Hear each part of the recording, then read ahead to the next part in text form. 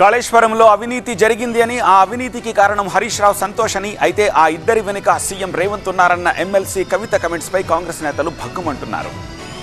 వాస్తవం కవిత గారు చెప్తేనే ప్రజలు నమ్ముతారనే ఉద్దేశంతోనే ఈ కరప్షన్ అంతా కారణం హరీష్ రావు గారు, సంతోష్ రావు గారు అని చెప్పారు. మరి ఇప్పటికైనా హరీష్ రావు గారు, సంతోష్ గారు బయటకు వచ్చి యథార్థం ఏదో ఒప్పుకొని ఆ పశ్చాత్తాపడితే సగం సమస్య పరిష్కారం అయింది.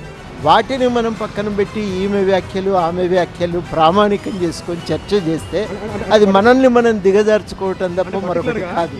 కాళేశ్వరంలో జరిగిన అవినీతిలో కేసీఆర్కి సంబంధం లేదని కవితారణం అనేది విడ్డూరం. కేసీఆర్ తర్వాత ఉన్న ఈ ముగ్గురులో పదవుల పందేరంలో ఏదో అలజడి, అడ్డంకులు వస్తున్న మాట మనకు అర్థమవుతుంది. ఒకటి, ఆమె తెలంగాణ ప్రజలకు చెప్పదలుచుకుంది కాళేశ్వరంలో అవకతవకలు జరిగినాయని. రెండు, ఆమె చెప్పలేకపోతుంది ఏంటంటే నేను, మా అన్న, మా నాయన ముగ్గురం ఒక కుటుంబ సభ్యులమైతే, అంటే వాళ్ళ అన్న అంటే సొంత అన్న కేటీఆర్,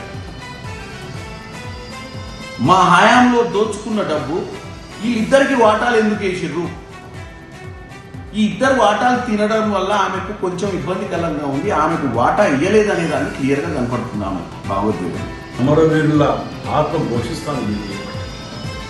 ఒక ఉద్యోగం పేరుతోటి అంతమంది విద్యార్థులను చంపి మీరు ఇవాళ వారి పేరు మీద ఎవరి మీద భేదాలు ఎరగతింటారు. సిక్కు, శరం, లజ్జ ఉండాలి. తెలంగాణ ఎట్లా దిగుతారో ఇక మేము చూస్తాం. కాళేశ్వరంలో 1000 కోట్ల కుంభకోణం జరిగిందనేది వాస్తవం. ఆ వాస్తవం ఈరోజు కవిత మీడియా ముందుకు వచ్చి పెట్టడం చాలా హర్షణీయం.